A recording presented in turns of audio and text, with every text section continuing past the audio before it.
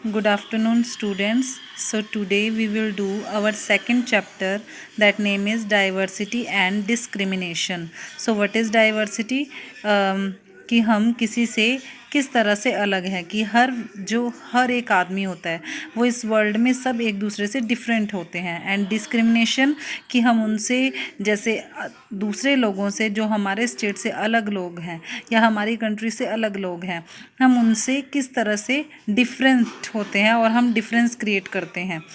So our first step is difference and prejudice. So what is difference, किसी से हम किस बात में डिफरेंट है, एंड व्हाट इज़ प्रिजुडाइज, जो हम किसी के बारे में अपनी जजमेंट धारणा बना लेते हैं। There are many things that make us what we are, how we live, the languages we speak, कि कई चीज़ें हैं जो क्या हमें बताती हैं कि हम कैसे रहते हैं, हम कौन सी लैंग्वेजेस स्पीक करते हैं, और हम क्या खाते हैं, हम क्या पहनते हैं, और कौन सी हम गेम्स खेलते हैं। We play and things we celebrate, और किन चीज़ों में हम सेलिब्रेट करते हैं। All of these are influenced both by the geography and history of the place where we live. ये सब चीज़ें किससे इन्फ्लुएंस होती हैं, किससे अफेक्ट होती हैं? हमारी जियोग्राफी से। व्हाट इज़ जियोग्राफी, कि जिस एरिया में हम रहते हैं, एंड हिस्ट्री की जिस एरिया में हम रहते हैं उसकी हिस्ट्री क्या है, वहाँ पर कौन कौन से ट्रेडर्स विजिट हुए हैं, वहाँ पर क्या क्या अचीवमेंट्स हुई हैं। You will get an idea of how diverse India is if you look even briefly at the following statement. आपको पता चलेगा कि हमारा इंडिया जो है वो कितना डिफरेंट है हर स्टेटमेंट में। ये हमें नीचे बताया गया है। There are 8 major religions in the world. इस वर्ल्ड में 8 मेजर रिलीजन्स होते हैं। Every single one of them is practised in India, और हर रिलीजन के लोग जो हैं वो इंडिया में रहते हैं। We have more than 1600 languages that are people's mother languages, and there are more than 100 dance forms. हमारे इंडिया में 1600 लैंग्वेजेस हैं जो मदर टंग्स हैं, जो पीपल जो हैं वो स्पीक करते हैं, एंड यहाँ पर 100 से भी ज़्यादा डांस फॉर्म्स भी हैं। So in this page this is important. Now, what is prejudice? This is the meaning of prejudice. Prejudice means to judge other people negatively or see them inferior. Prejudice क्या होता है कि हम दूसरे लोगों को जज करते हैं नेगेटिवली, कि नेगेटिव बोलते हैं उनके बारे में और उनको अपने आप से कम समझते हैं. For example, we think English is best language and other languages are not important. We are judging them, judging these other languages negatively. अगर हम इंग्लिश बोलते हैं और हम अपनी इंग्लिश को बेस्ट लैंग्वेज समझते हैं तो हम अदर लैंग्वेजेस को अपने से कम समझते हैं. तो ये क्या है, हमारा नेगेटिव बन चुका है, ये हमारी नेगेटिविटी बन चुकी है. इसको हम क्या बोलते हैं, prejudice. We can be prejudiced about many things. हम प्रिजुडाइज कई चीज़ों को लेकर कर सकते हैं. People's religion, religious beliefs, the colour of their skin, the region they come from. हम किस बात में प्रिजुडाइज करते हैं लोगों से, कि उनका अगर रिलीजन है हम उसको अपने से इन्फीरियर समझते हैं, उनकी स्किन हमसे ब्लैकिश है तो हम उनको अपने से इन्फीरियर समझते हैं, उनकी लैंग्वेज हमें बोलने में अपने से अच्छी नहीं लगती तो हम उन से क्या प्रिजुडाइज करते हैं. एंड क्लोथ्स अगर उनके अच्छे नहीं हैं तो हम उनके बारे में क्या प्रिजुडाइज बना लेते हैं, नेगेटिव अपनी धारणा बना लेते हैं. And our next topic is creating stereotypes. So stereotypes क्या होते हैं, जो हमारे रूढ़िवादी व्यू बने हुए हैं, जो हमारे पिछले समय से, पिछले टाइम से, जो हमारे जो ग्रैंडफादर्स वगैरह हैं उनसे जो बिलीव्स बने हुए हैं उनको हम बोलते हैं स्टीरियोटाइप्स. अब स्टीरियोटाइप व्यू का एक एग्जांपल मैं आपको देती हूँ. If we take the statement they don't cry, you will see that this is a quality that is generally associated with boys and man.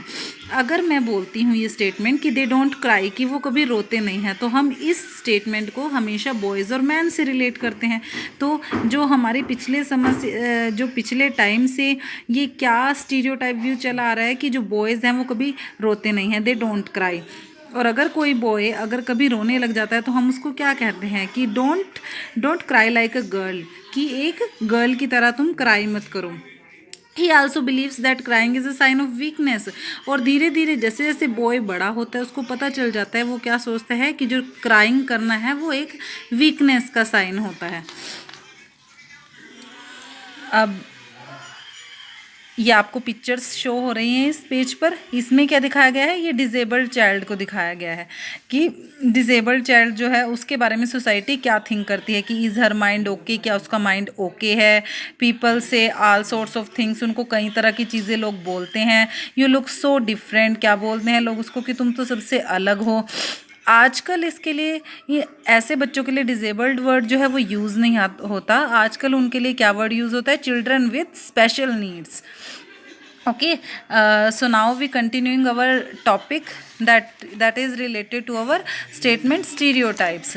So क्या हमने पीछे किया है, पिछले जो प्रीवियस हमारा पेज था उस पर हमने क्या किया है कि जो बॉयज़ है वो कभी रोते नहीं हैं, और अगर उनको कभी रोना आता भी है तो वो क्या सोचते हैं, वो क्या सोचकर नहीं रोते कि आइदर टीज हिम और लाफ एट हिम, कि लोग क्या करेंगे उसके ऊपर हंसेंगे कि वो एक बॉय होकर जो है वो रो रहा है। So he stops himself from doing so in front of others, इसलिए वो कभी भी किसी के सामने रोता नहीं है। We fit all boys and all girls into an image, हमने सभी बॉयज़ और सभी गर्ल्स के बारे में एक इमेज क्रिएट कर ली है। जो इमेज किसने क्रिएट की थी, सोसाइटी ने, कि जो बॉयज़ हैं वो कभी रोते नहीं हैं और गर्ल्स जो है वो हमेशा रोती हैं। So when we fit people into one image we create a stereotype. तो जब हम लोगों को अपनी एक इमेज में फिक्स कर लेते हैं तो वो क्या होता है, हमारा स्टीरियोटाइप भी होता है। इसके बाद हमारा नेक्स्ट टॉपिक है इनइक्वालिटी एंड डिस्क्रिमिनेशन। कि इनइक्वालिटी हमारी क्या होती है कि किसी से एक जैसा जो है बिहेवियर ना करना, एंड डिस्क्रिमिनेशन उसके आधार पे जो लोगों के साथ भेदभाव होता है, डिस्क्रिमिनेट किया जाता है लोगों के साथ। Discrimination happens when people act on their prejudices और स्टीरियोटाइप्स। सो डिस्क्रिमिनेशन कब होता है, जब लोग हमारे बारे में कुछ जजमेंट बना लेते हैं, लोगों का स्टीरियोटाइप भी हो जाता है, वो एक आइडिया बना लेते हैं किसी के बारे में। So discrimination can take place because of several reasons. Discrimination कई रीजन्स की वजह से हो सकती है। You probably recall from the previous chapter that Sameer 1 and Sameer 2 were different from each other in many ways. आपने पिछले चैप्टर में रीड किया था कि समीर 1 और समीर 2 क्या थे, डिफरेंट थे एक दूसरे से। For example they belong to different religions, वो डिफरेंट रिलीजन से बिलोंग करते थे, और ये उनकी डाइवर्सिटी का एक एस्पेक्ट था, और यही उनकी डिस्क्रिमिनेशन का भी एक सोर्स था। Another difference between the two Sameers was in their economic background. उनका इकोनॉमिक बैकग्राउंड भी अलग था कि क्या था। जो समीर 1 था वो एक रिच फैमिली से बिलोंग करता था, उसके पास सारी फैसिलिटीज़ थी, और जो समीर 2 था वो बहुत पुअर था। और this difference as you have read earlier is not a form of diversity but of inequality. और उनके बीच में जो ये इतना डिफरेंस था वो डाइवर्सिटी की फॉर्म नहीं थी, वो इनइक्वालिटी थी। दोनों के साथ क्या हो रही थी, इनइक्वालिटी हो रही थी। क्यों? क्योंकि समीर 1 के पास अच्छी एजुकेशन थी, रहने के लिए अच्छा घर था, सब कुछ था, लेकिन समीर 2 के पास ना तो कोई फैसिलिटी अवेलेबल थी, ना उनके पास कोई रहने की जगह थी। सो ये क्या था, उसके साथ इनइक्वालिटी थी। In next page, this is our important part. A common stereotype about Muslims is that they are not interested in educating girls.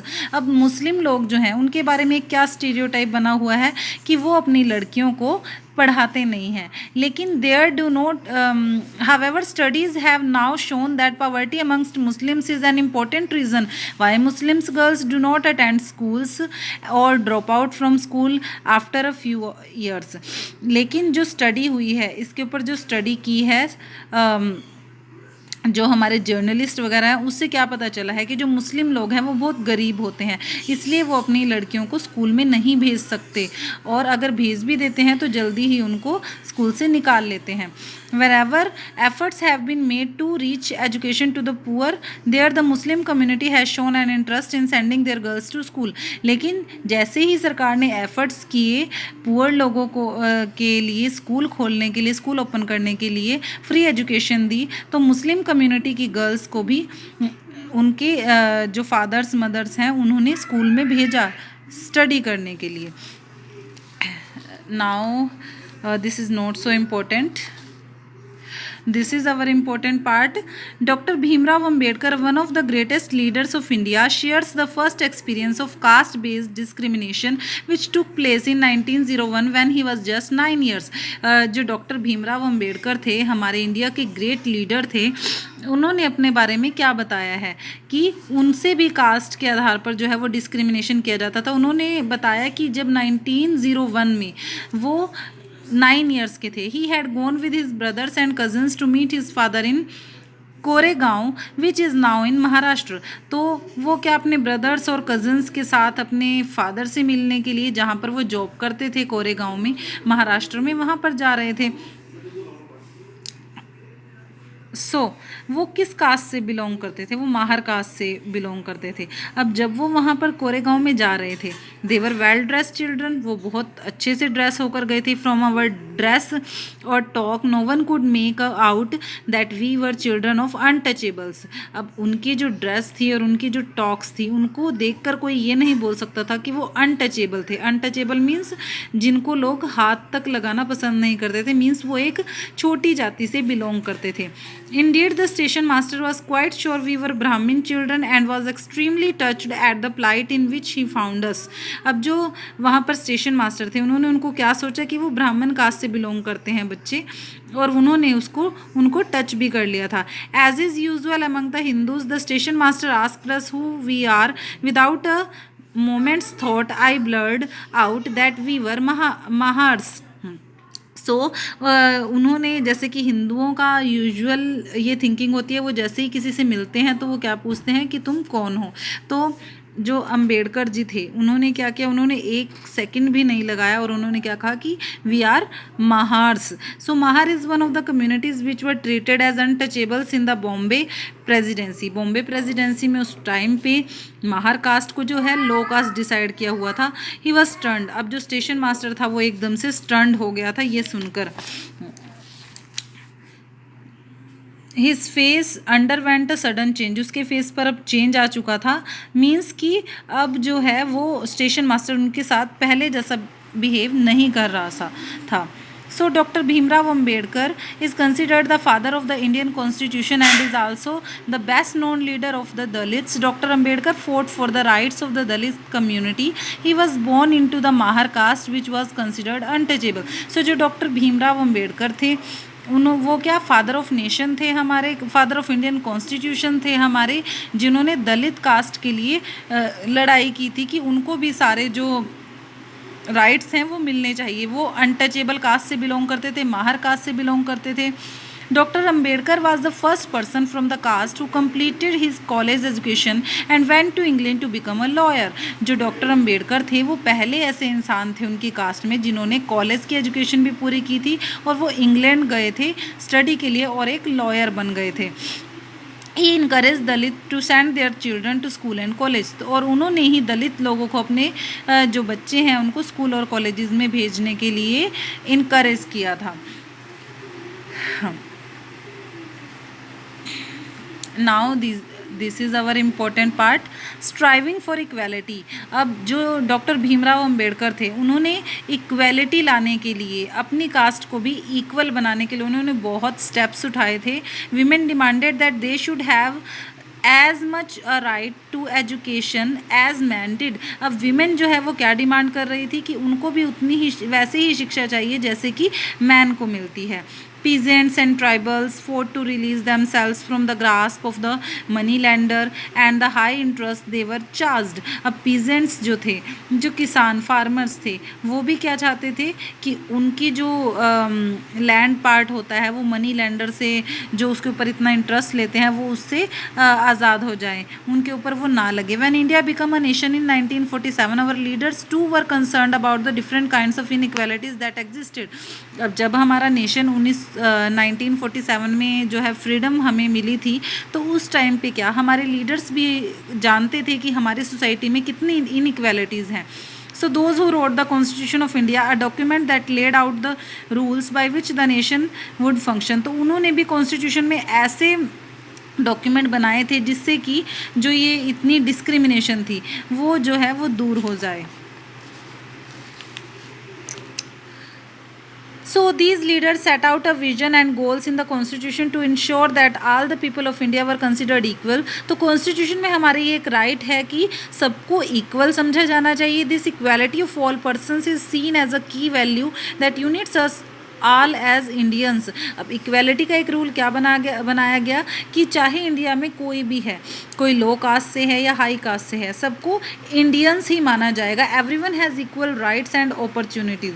हर किसी को इक्वल राइट्स मिलेंगे, इक्वल अपॉर्चुनिटीज़ होंगी. Untouchability is seen as a crime. Untouchability को एक crime माना गया. People are free to choose the kind of work they wish to do. अब people जो है वो फ्री थे, वो जिस तरह का काम करना चाहते थे वो कर सकते थे. Government jobs are open to all people. Government jobs भी अब सभी लोगों के लिए ओपन हो चुकी थी. The writer of Constitution also said that respect for diversity was a significant element in ensuring equality. They felt that people must have the freedom to follow their religion, speak their language, celebrate their festivals and express themselves freely. अब constitution में क्या कहा गया कि लोगों को freedom है, वो जो चाहे रिलीजन वो चूज़ कर सकते हैं अपने लिए, जो चाहे लैंग्वेज वो बोल सकते हैं, फेस्टिवल वो अपने सेलिब्रेट कर सकते हैं, वो पूरी तरह से फ्री थे इस सब के लिए. So this is our chapter, students. Listen it carefully and read this chapter thoroughly. Thank you so much.